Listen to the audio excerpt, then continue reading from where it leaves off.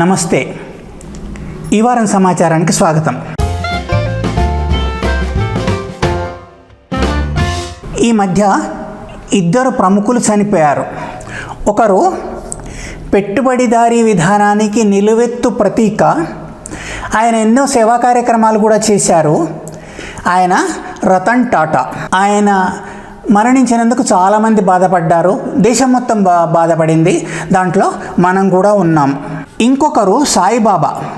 పెట్టుబడిదారీ విధానాన్ని పూర్తిగా ఇన్ టోటో వ్యతిరేకించిన వ్యక్తి. రతన్ టాటాకు అంతా బాధపడ్డాం. ప్రభుత్వ లాంఛనాలతో ఆయనకు అంత్యక్రియలు జరిగాయి. సాయిబాబానేమో జైల్లో మగ్గారు 10 ఏళ్ల పాటు. అనవసరంగా అతి క్రూరమైన చట్టాలను ఆయన పైన పెట్టి నేరారోపణ చేర్చి 10 ఏళ్ల పాటు ఆయన్ను జైల్లో ఉంచారు. ఆయన 2 కాళ్ళు పనిచేయవు. ఆయన 80% కదలతాలని వ్యక్తి. ఇతరులపైన ఆధారపడాలి, కొంచెం బాత్రూమ్ వెళ్ళాలన్నా కూడా. అలాంటి వ్యక్తిని కఠినమైన నిబంధనలు అమలుపరిచి జైళ్ళల్లో నానా రకాలుగా కష్టపెట్టారు. ఇది ఎవరి పాపం? జైల్లో 10 ఏళ్ల పాటు ఆయన్ను పెట్టి ఆయన్ను మృత్యుముఖంలోకి నెట్టారు. ఆయన బయటకు వచ్చిన కేవలం 7 నెలల్లోనే చనిపోయారు. అంటే చావు దాకా తీసుకెళ్లారు. ఇదంతా ప్రభుత్వం పాపమే. ఆ క్రూరమైన చట్టాలు ఉండడం ఏమిటి? ప్రజలను హింసించడం, ప్రజలపైన సవారీ చేసే చట్టాలు ఉండడం ఏమిటి? ప్రజల కోసం ఆ ప్రభుత్వం, ప్రభుత్వం కోసం ఆ ప్రజలు. రాజుల కాలమా? ప్రజలు కూడా ఆలోచించాలి. ఏమిటి ఇలాంటి క్రూర చట్టాలు ఉండడం ఏమిటి? ఇవి అన్యాయంగా, అనవసరంగా ఒకళ్ళ పైన మోపి వాళ్లను నిర్బంధానికి గురి చేయడం ఏమిటి అని ప్రజలు ఆలోచించాలి. పొలవమని ఓట్లేయడం కాదు. మీరు ఇలాంటి క్రూర చట్టాలకు మద్దతునిస్తున్నారా, వ్యతిరేకిస్తున్నారా అని లీడర్లను నిలదీసి అడిగి అప్పుడే ఓటేయాలి. అట్లాంటి చైతన్యం ప్రజల్లో వచ్చినప్పుడు ఇలాంటి చట్టాలు, నిర్బంధాలు, ఇలాంటి మరణాలు ఉండవు.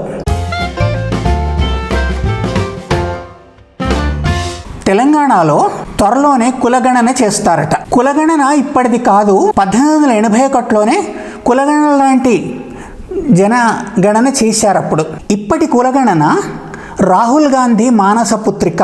ఓసీలు కాకుండా ఇతరేతర కులాలు అంటే ఎస్సీ ఎస్టీలు, బీసీలు, తర్వాత మైనారిటీలు, వీళ్ళ జనాభా ఎక్కువ ఉంది. వాళ్ళ జనాభా ప్రాతిపదికన వాళ్లకు అవకాశాలు రావట్లేదు. ఉద్యోగాలలో కానీ, ఆర్థికంగా కానీ, రాజకీయంగా కానీ ప్రాతినిధ్యం లేదు వాళ్లకు. ఆ ప్రాతినిధ్యం కల్పించాలి, వాళ్లకు జనాభా ప్రాతిపదికన ప్రాతినిధ్యం కల్పించాలి అనేది ఆయన చెప్తున్నారు. అయితే కాంగ్రెసు ఎక్కడెక్కడైతే గెలిచిందో అక్కడ కులగణన చేయాలని కూడా నిర్ణయించుకున్నారు. అట్లా ఇప్పుడు తెలంగాణలో కులగణన ఆరంభించారు. ఈ దేశం నుంచి కులాన్ని, మతాన్ని నెట్టేయలేని పరిస్థితి ఉంది. ఇప్పుడు అసలు కులం లేదు, మతం లేదు లేకుండా ఉండే సమాజాన్ని స్థాపించే పరిస్థితి ఇప్పుడు లేదు. అయితే ఆబ్వియస్లీ కులగణన తప్పదు.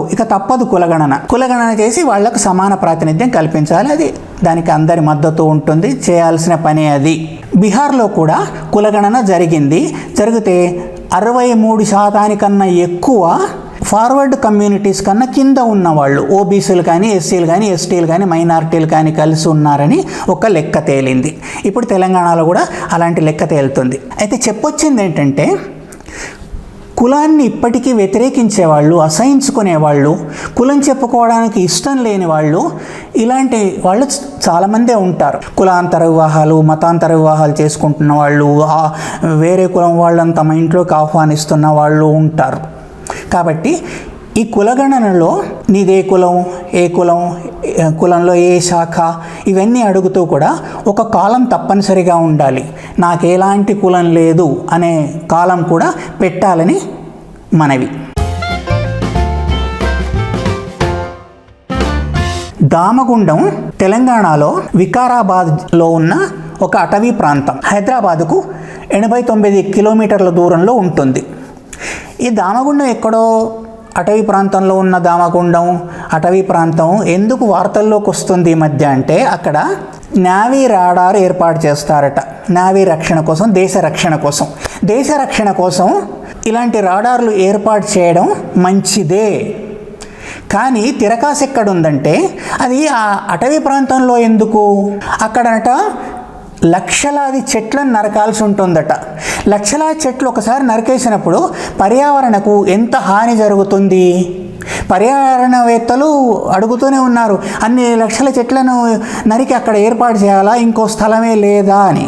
అంతేకాకుండా జంతుజాలం ఆ అడవిని అంటిపెట్టుకొని బతుకుతున్న జంతువులు, రకరకాల పక్షులు, ఔషధ మొక్కలు అక్కడ ఉన్నాయంటారు. అయితే వీటన్నిటికీ హాని జరుగుతుంది. అంతేకాకుండా మూసీ నది కూడా అక్కడే పుడుతుంది, అక్కడి నుంచి వస్తుంది. దానికి కూడా రేపు కొన్నేళ్ల తర్వాత మూసీ నదిగా ఉండదు అని కూడా పర్యావరణవేత్తలు చెప్తున్నారు. తెలంగాణ ముఖ్యమంత్రి మాత్రం నేను అక్కడ ఉండి దాన్ని నెలకొల్పుతాను, అది జరిగేటట్టు చూస్తాను, రాడార్ అక్కడికి వచ్చేటట్టు చూస్తాను అని దీక్ష పూనారు. అక్కడ పనులు చక్కా జరిగిపోతున్నాయి. కేంద్ర ప్రభుత్వం ఇచ్చిన రాడారు వ్యవస్థ అది కేంద్ర ప్రభుత్వం ఏర్పాటు చేస్తుంది. రాజు తలుచుకుంటే దెబ్బలకు కొదవా అని ముఖ్యమంత్రి గారే అట్లా అన్నప్పుడు దాన్ని ఎవరు అడ్డుకోలేరు, ఏమీ చేయలేరు, అక్కడ అది వస్తుంది. ఈ వీడియో ఆశాంతం చూసినందుకు ధన్యవాదాలు.